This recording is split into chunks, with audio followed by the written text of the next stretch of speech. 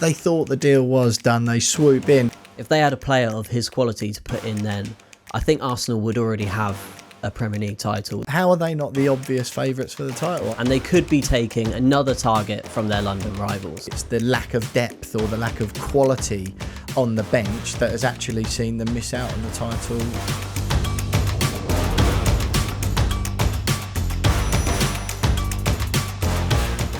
Hello and welcome to Transfers Exposed. I am Will Pugh from Sun Sport, and alongside me is one of our Chelsea reporters, Lloyd Canfield. Lloyd, wonderful, mate, to have you in the Transfers Exposed studio for the first ever time. It's an absolute pleasure to be here, Will. The Transfers Exposed studio is the pinnacle of my journalism career so far. And this is your exclusive press pass to the hottest transfer stories straight from the Sun Sport newsroom. That is exactly what it is, Lloyd. And of course, we're here every Tuesday and Friday until the transfer window slams shut, but that is next Monday. Don't go anywhere, of course, because we will be here for a deadline day special, and you'll be able to pick up clips all across Sunsport socials on that day. But we break down all the major facts and figures of the biggest deals as they go through in the Premier League.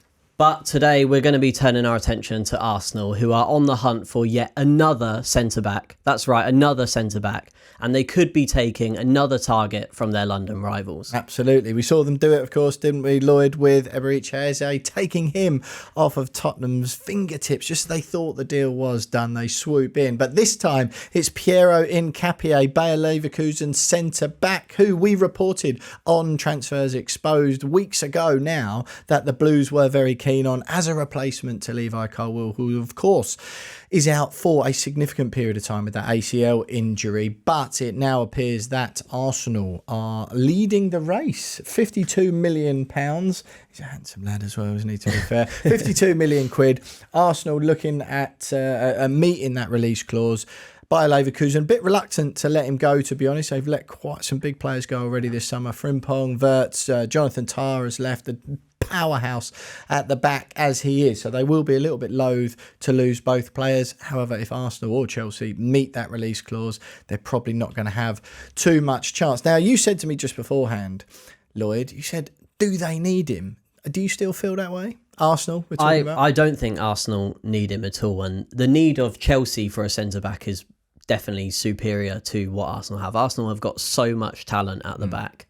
Even going down to the likes of Kivior, who they're reported to want to sell if they're going to bring Hincapie in.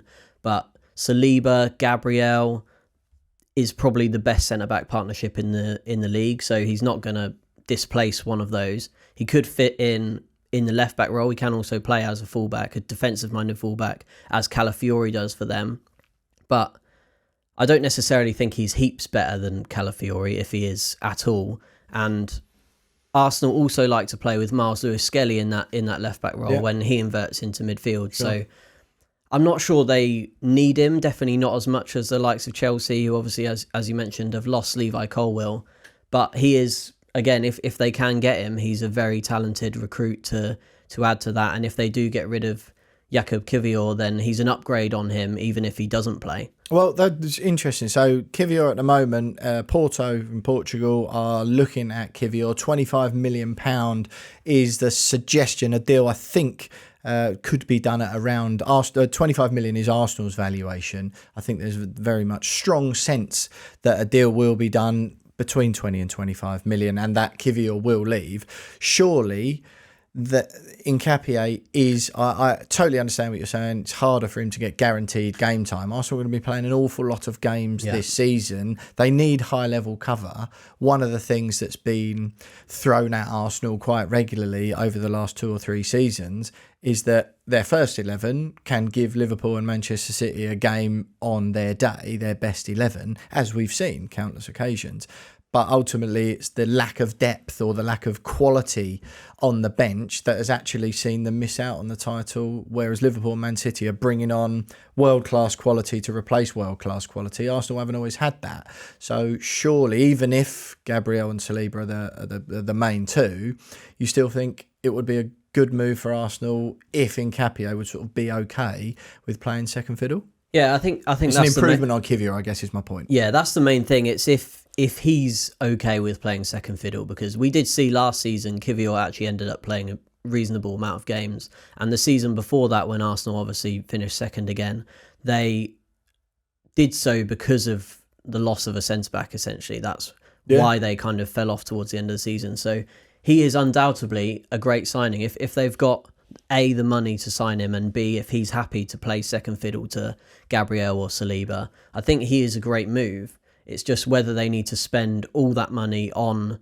a centre-back and if he'll be happy to play second fiddle, because I can't imagine a player of his quality being happy to come in and not play or not be guaranteed to play a huge amount of games. I suppose it's worth noting, 23 years of age, by the way, Hincapié, his contract at Leverkusen expires in 4 years' time. So he's got a considerable amount of time left on it. That sort of release clause of 52 million, Leverkusen feel it's sort of quite low. Obviously, they signed him up to that. He's had an excellent season, 45 appearances in all competitions last season for Leverkusen. Even got involved, 3 goals and 2 assists as well. He's got 46 caps for Ecuador so far. And at the age of 23, I know there will be those who say Ecuador aren't quite that elite level nation, which I kind of accept, but still, a very impressive, decent South American side. To get 46 international caps by the age of 23 is impressive for anyone. And if Arsenal can offload Kivior, it does feel like that would be a good deal to do. Just worth noting as well, Arsenal are actually happy to loan Kivior out to Porto with an obligation to buy at the end of the season. It's that obligation bit that's key. They don't mind loaning him out for this year. They just want guarantee of that cash at some stage. If they can get that will allow them to sort of cough up the money for Hincapié. Just on the sort of Chelsea angle for that, Lloyd, you're going to be across all things Blues for us this season, alongside Dan King and Jack Rosser, of course. What an army of reporters that is for all you Blues fans out there. But we, as I said, reported on Transfers Exposed a couple of weeks ago now, Chelsea's interest in Hincapié to replace Colwill. Do you feel, I mean, you sort of touched on it already, do you feel that is a move that Chelsea should be prioritising, particularly given that there's these links with Xavi Simons and Alejandro Garnacho as well? Yeah. Blues obviously keen to get rid of some players. My sense was very much during that episode was that this should be a deal that Chelsea should be prioritising more so, if they've got to choose, they may not have to, between, they should reinforce at the back rather than up front where they're sort of blessed with an embarrassment of riches. Yeah, I think Chelsea definitely do need a centre-back who can play in that central centre-back role that Enzo Maresca emphasised in his press conference. Levi Colwill does that brilliantly, and what he does so well is those line-breaking passes into the likes of Enzo Fernandez and Cole Palmer. Nicholas Jackson last season, of course, yeah. Hincapié can do that. I don't think he's necessarily too comfortable in a central centre-back position. I think he prefers to play, if he was going to be on the left, of a back 4 or of a back 3. Yeah. So perhaps he's not the perfect player to fill that role. There were also links to Bastoni that turned out not to be true. I think it's pretty much the same situation with him.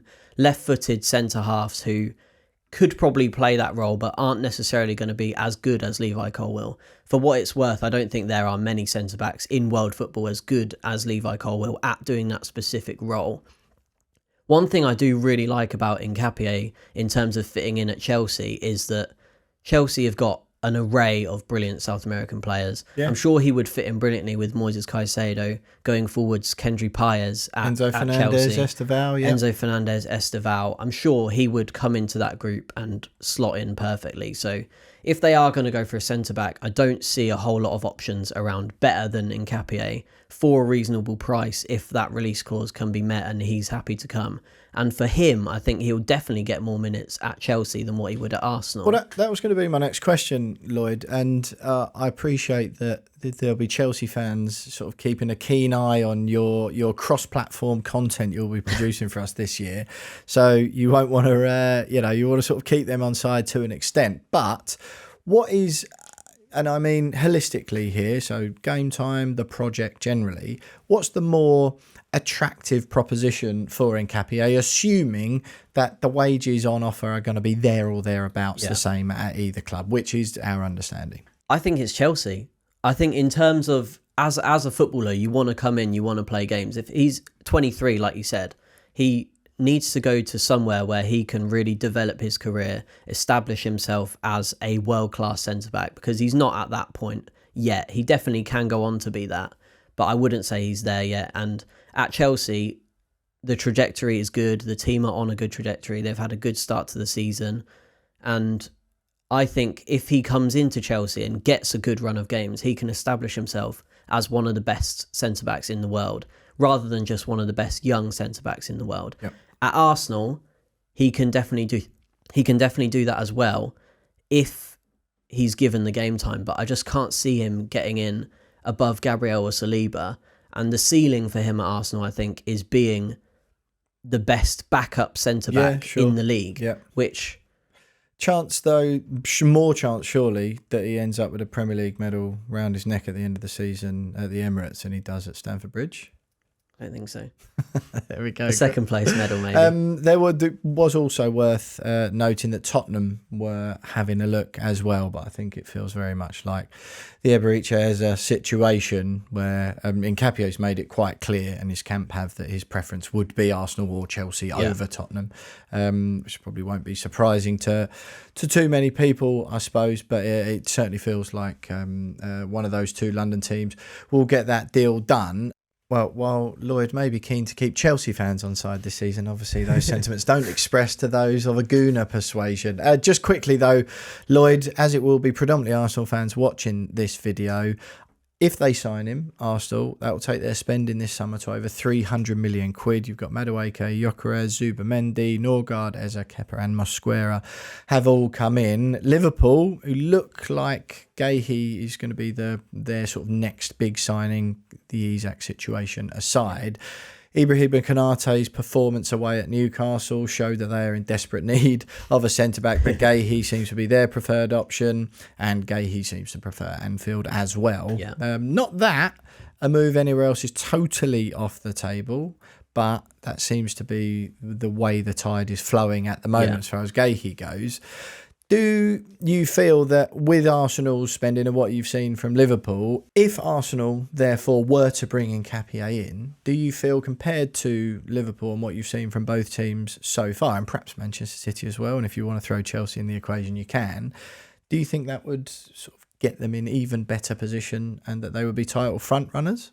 I think they're already up there in terms of being title front runners. Well, they 1-0 away at Old Trafford opening day, thrash Leeds 5-0. What more can they do? Yeah, I mean, they are a brilliant side and have proved that over the past few seasons. They haven't quite been able to get it over the line. But as you mentioned earlier on in this episode, part of that has been down to not having coverage at the back when needed. I think if they had a player of Hincapie's quality 2 seasons ago, when they came so close and ended up falling at the final hurdle when they were playing, I think it was Rob Holding they ended up chucking in at the back. Yeah. If they had a player of his quality to put in then, I think Arsenal would already have a Premier League title. This group of Arteta's Arsenal players would already have a Premier League title. So if it comes up again, which who knows how this season will go, we're seeing more and more players get injured with the amount of games people are playing. Yeah. And if that situation does come up again, you need players of this quality to be able to call on. And Arsenal are so close to getting that Premier League title. But who looks better than Arsenal so far? Liverpool, in both of their games against Bournemouth and Newcastle, conceded 4 goals. I know they've scored more, which is fine, but I think the sense, and you can even feel it coming off Arne Slot, right, that the sense is that if they're going to win a Premier League title, you need to be able to control games more than they have. And with all due respect to Bournemouth and Newcastle, to be fair, those are both teams in that sort of league below, at least the league below. Bournemouth perhaps even one mini division below that within the Premier League. Admirable as their performance was at Anfield, both teams would argue, both of Liverpool's opponents so far would argue they deserved a point out of the game at least, and I would be inclined to agree. But given more so the weaknesses in Arsenal's rivals, Man City losing at home to an excellent Tottenham team, I don't think anyone is realistically believing that Tottenham will be able to sustain that level of performance across the season and that they will be serious title contenders.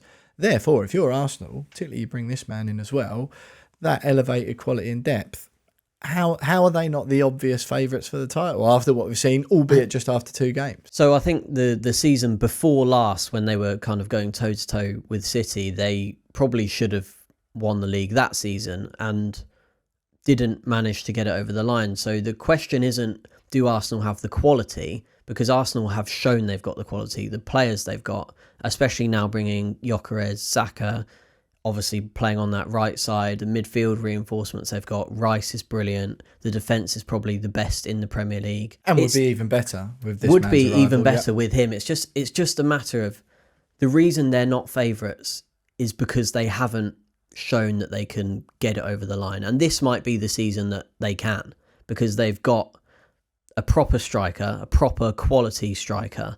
If they can bring in defensive reinforcements, there's no reason why they shouldn't win the league, but they're not going to be favourites until they prove that they can do it at the highest level at the end of the season, when the pressure's on, when they're leading the Premier League table, teams are hunting them down. They've got to prove that they can escape the pack and stay there until the end of the season. Arsenal fans, Lloyd Canfield doubting your ability to win the title with or without Piero Hincapié this season. Let us know what you think in the comments.